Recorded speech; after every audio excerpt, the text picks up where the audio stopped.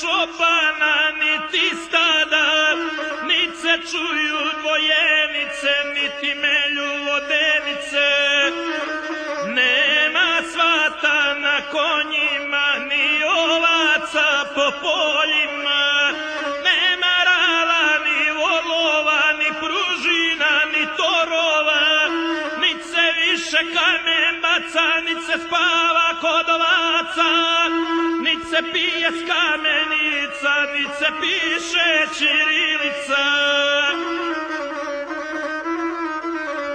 Niti ima ni ježnica, ni spletenih pletenica, ni gara kao prije, ni zdravica svatovskijeh. Nema prela, ni sjela, ni suknenog odijela, ne prede se više pređa, ni se zida slomeđa. Ni se momci klipa dižu, ni colila ovce ližu, nema lučta tisovoga, ni brika bakrenoga, ni ognjišta gdje se loži, ni se slave sveci Boži. Ne vata se kolo više, niti ko s perom piše, ne poštuje niko Boga, ni priznaje bližnjeg svoga.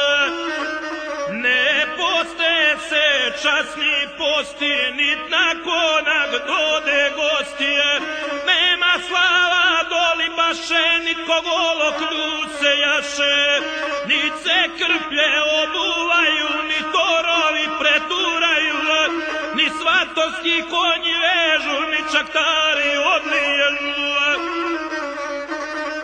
Ne pije se medovina, nit se gruša grušavina, niti više kleče đaci, nit u kotac bleje jancije, niti iz jama se nije kladi, nitko ručno kovče gradi.